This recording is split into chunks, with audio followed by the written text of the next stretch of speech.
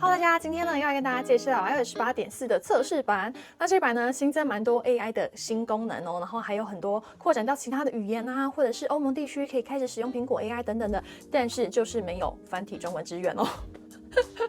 所以今天呢，就跟着我一起来看看这个没有繁体中文版本的 AI 新功能有哪些好玩的东西吧。首先呢，来讲到支援的部分哦，正如刚刚提及呢，欧盟现在可以开始使用苹果 AI 了，所以是住在欧盟地区的朋友呢，可以直接打开你的这个苹果 AI， 然后看你的地区啊、语言什么的，调到正确的部分之后呢，应该就可以开始使用咯。那至于支援语言的部分呢，这次新增了非常多的语言，像是法语、德语、意大利语啊、葡萄牙语、西班牙语、日语、韩语，还有中文简体。中文简体，然后还有新加坡，还有印度本地化的英文，也就是说他们可能有自己英文的用法，所以才有这个版本这样子。那我们等一下也直接切换到简体来给大家玩一下，好不好？不如我们现在呢就直接打开我们的设定，先到这个一般里面，我们去把它的语言切换成简体中文语言。也设定成简体，然后我们有测试过啊，就是如果你今天地区还有语言，你都要设定在中国，就是你不可以，例如说其中一个是台湾或者其中一个是繁体，那样子的话，你的 AI 就会被关掉，所以大家就是不用尝试了，我们已经试过了。来使用这个设定 Siri 的语言哦。他说 Apple 智能尚不支援中文、普通话、中国大陆。好，我现在语言啊，还有地区全部都改成了中国，还有简体。然后我现在呢，就要来打开我的 AI。哦，可以嘞，哦，可以咯，可以咯。哦，好紧张哦，来试一下。Hello， 你好。你好，你好。哦，这个 Siri 就还是旧的，对啊，本来就会旧的，不然你啊，对，应该要用 ChatGPT。可以帮我写一首诗吗？用 ChatGPT。比喻让万家灯火点亮了地上的。看来是不能用 ChatGPT。那如果是备忘录会发生什么事？备忘录这边，哦，有一个写作工具，然后有一个创作，哦，所以它还是可以用 ChatGPT 的。它那个锁不同的 AI 可能是锁在它会侦测 IP 之类的，它就是会侦测你现在手机到底是在哪里。啊，我现在是用 ChatGPT 在帮我写一些东西，所以如果大家不介意用简体的话，其实也可以把它切换到简体中文，那你就可以用中文跟它对话，然后也可以用中文使用 ChatGPT 的内建功能哦。就还不错，而且其实它出来的就还是繁体，就是 ChatGPT 写出来的东西还是繁体这样子。那如果用视觉辨识呢？需要 Apple 智能哦，所以它要下载东西啦。就是关于下载的部分啦，这一次更新到 iOS 18.4，或者是你要切换任何新的 AI 语言的话，它都必须要重新下载一些东西。那你在下载的时候，记得你一定要开着 WiFi， 然后要接着电源，它才会下载。因为有的时候你可能没有注意的话，它就可能没有接到电源，然后它就一直处在一个正在下载的状态，那你就没有办法使用那些新功能这样子。那你要知道它到底下载好了没的话，你就是到设定里面的这个 AI 的界面，然后在那个 Apple 智能或者是英文的话，应该就是 Apple Intelligence， 它下面会有一行灰灰的字，就是告诉你现在到底下载好了没。那现在呢，这个简体因为它要下载，所以我就是先切回我们的英文好了，因为我英文是有完整的功能的。不可能！我刚刚下载好的东西它不见了，好烦哦。好了，我要去下载一下。我刚才真是一番波折就是劝诫大家不要随便乱切换语言，因为它一切换语言，它就要重新下载，而且就算你原本可能，例如说我用英文，然后我刚才切到繁体中文，我又切回英文的时候，我还要再重新下载一次。为什么？搞不懂，所以就是大家要注意一下，你切换语言的话，就是要花你更多的时间在那边搞这些有的没的。好，那我们现在呢，直接进到我们今天的重点哦，就是新功能的部分。首先第一个呢，要讲到通知的优先通知，使用 AI 来帮你就是整理一下什么通知是最重要的，它会摆在最上面的这个功能。听起来好像已经讲过，对不对？但是它就是一个 AI 的新功能啊，在通知里面啊，它这边有一个 Apple Intelligence Prioritize Notifications 这边呢，你就是可以点进去把它打开。那这个东西呢，就是 AI 会帮你整理通知这样子，然后把最重要的通知摆在最上面。那目前呢，我是还没有用过这个功能。那我们可能之后呢，有下一版的这个更新的时候，再来跟大家汇报我自己觉得好不好用这样子。然后还有另外一个是什么 ？Summarize Notifications。这个就是之前有讲过，它就帮你总结哦。那总结跟优先是差在哪？优先应该就是单纯把那个拉出来摆在最上面这样子啊 ，summarize 就是全部总结在一起，然后在封面的地方会帮你做一个今天通知的总结，所以有这样子小小的差异。再下一个呢，就是那个 Image Playground 现在有一个素描的新风格，这是什么呢？就是我们现在 AI 里面不是有好丑。我现在打开这个画面，我看到里面的东西，我真的觉得好丑。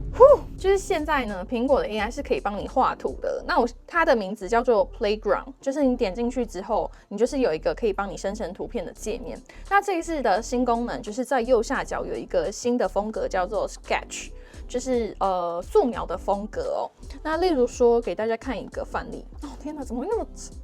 就是它的使用界面啊，它是这样子，你可以加入自己的材料，例如说，我加了右上角自己的人脸嘛，然后下面可能有一些足球啊，然后什么运动发带的一些风格元素，把它加进去之后呢，它就会生成中间的这张图片，然后你可以往左滑，就会有不同的生成的结果，然后每一张都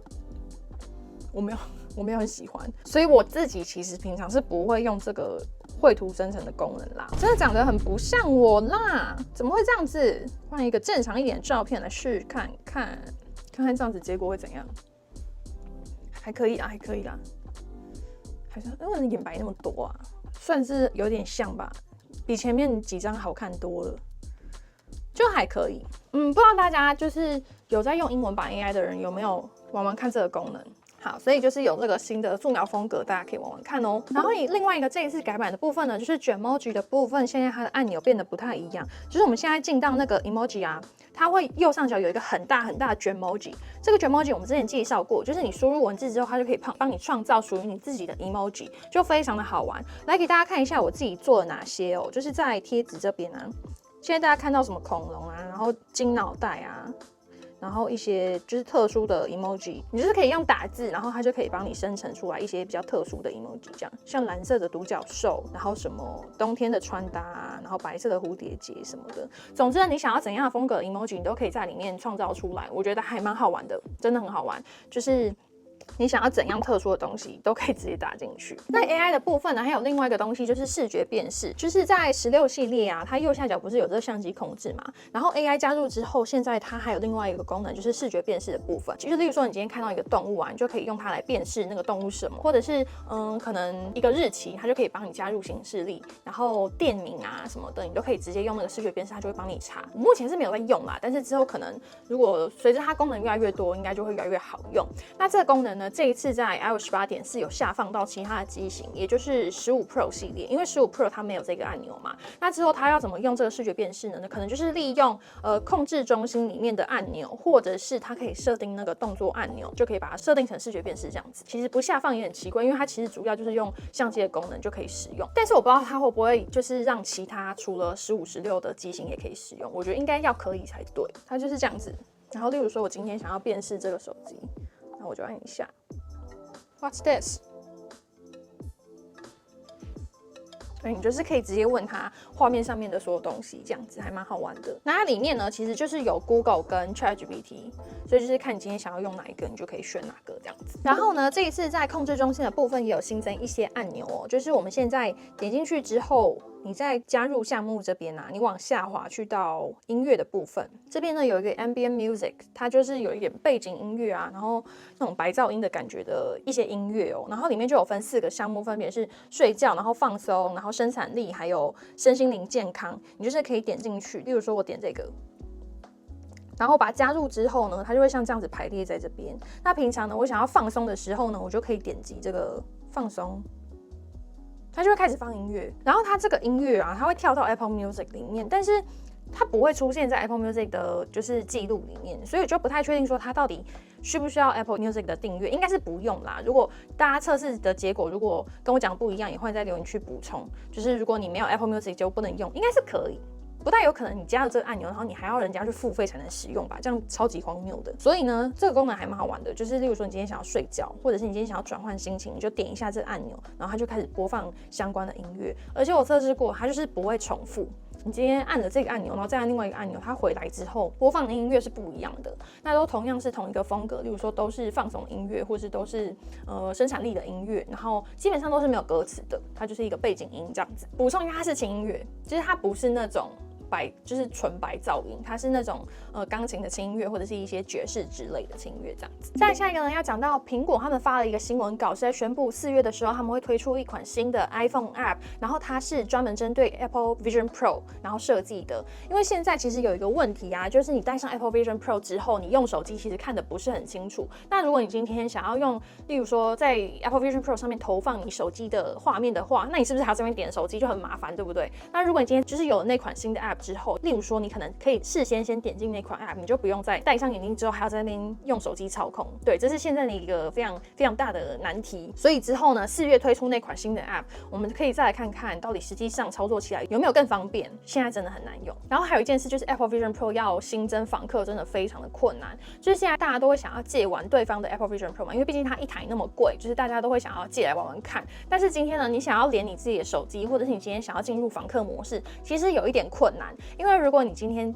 没有登入访客的话，你基本上里面的东西你就是不太能用啊，你就是会看到人家的隐私之类的。所以你今天要设定访客的时候，你在那个眼镜里面你要设定，其实有一点困难。那如果之后有了那款 App， 说不定访客的支援程度就会更高。例如说，你就可以直接借用人家的 Apple Vision Pro， 然后看到你手机里面的内容，也说不定哦。然后呢，还有另外一个东西就是 iPad 的部分哦。iPad 现在你更新到那个 iPad OS 18.4啊，你就可以直接进到你的 email， 然后看到它的界面现在就是变得跟 iPhone 一样，它会有4个分类，给大家看一下。就是在最上面呢，大家看到这边有很多个选项。它这边就是目前最新的这种分类的方式，其实就是跟那个 Gmail 差不多啦。它就是会把不同分类放在不同选项里面，就是可以比较快找到你想要的内容这样子。反正我现在呢，主要都是用主要的这个项目，然后看里面的内容是不太会有漏。我想要看的东西其实都找得到，所以我觉得还 OK， 不用太担心说会漏信之类的。然后再来还要讲到另外一个比较冷门的更新，就是在捷径里面啊，现在有新增2个动作。第一个是打开对话，就是这个 Open Conversation。那这个呢，可能主要是针对简讯或者 iMessage 的部分去打开哦，就是 Line 可能自己本身还是没有办法。Line 的部分我们来试一下。Line 的话，它自己本身可以传简讯或是打电话，就是如果你有在用这个捷径写一些小动作啊，就是平常可以设定按钮，然后很快的去打电话或者是执行一些动作的话，你就可以使用这个捷径。之前我们频道其实做了非常多捷径相关的教学，然后现在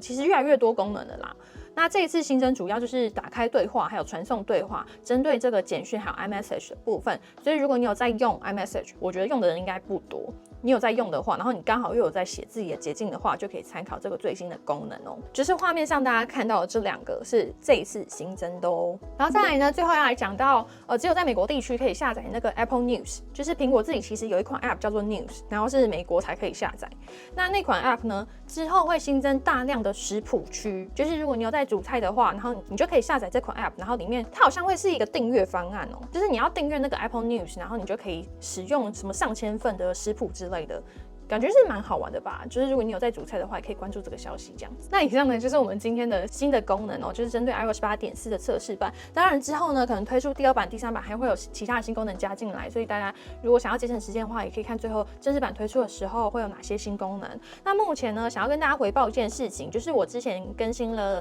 iOS 18.3.1，就是那个针对安全性更新的部分，我去更新了，结果发现耗电量很惨。就是果爹跟我的一样感受哦，就是我们都有更新到最新的那个版本，结果耗电量很差，所以就赶快更新到了这个最新的 18.4 测试版。那 18.4 测试版，我目前针对耗电量没有什么感想，就是我觉得目前也没有觉得说特别快或特别慢，但是 18.3.1 真的那一版耗电非常快，所以如果你也有这样的感受的话，我会在留言区跟大家分享你的感觉。那今天呢，其实蛮可惜的，一样呢，新功能全部都是针对 AI 的部分，但是这个其实早就可以预测到了啦，就是我觉得接下来的功能应该主要也都是针对 AI 去进行优化，或者是新增一些新功能这样子。所以对于以前啊，像是15或者是14以前的这些机型的用户，可能就会觉得现在更新到iOS 18好像都没有一些新功能这样子，就是顶多就是控制中心刚才新增了4个按钮嘛，音乐的按钮就这样，就这样子。但是其实下一版的 iOS 也快要出来了，就是在6月 WWDC 的时候，所以到时候应该还会有更多的新功能出来，主要可能也是针对 AI 啦。那至于繁体的部分呢，现在真的不知道什么时候会出就是因为 18.4 就已经没有繁体 AI 中文了，那可能要等到 18.5 吗？可能要再等1-2个月才会有繁体中文这样子。但是如果你已经等不及的话，也可以赶快玩玩看这个简体，而且在台湾还是可以用 ChatGPT， 所以就可以试用看看这样子。而且你切到简体之后，其实我们之前介绍绍的所有这个新的 AI 功能，你都可以再去试用看看。如果你之前没有用英文玩过的话，现在就是可以开始用中文来玩这个苹果 AI，包含我们刚才讲到的图片生成啊，然后文字生成，你可以在备忘录里面使用，或者是新的这个 Siri， 你也可以直接跟它对话，然后要求它使用 ChatGPT 去帮你做一些事情之类的，你都可以再玩玩看。我们之前都有做过很多的介绍了，所以这一次呢，其实台湾哦，就是大家会觉得怎么没有支援繁体，就有点阿杂这样子。那之后如果开放繁体的话，我们也会第一时间来跟大家报告喽。那我们今天影片就先到这边，我们就下部影片再见喽，拜拜。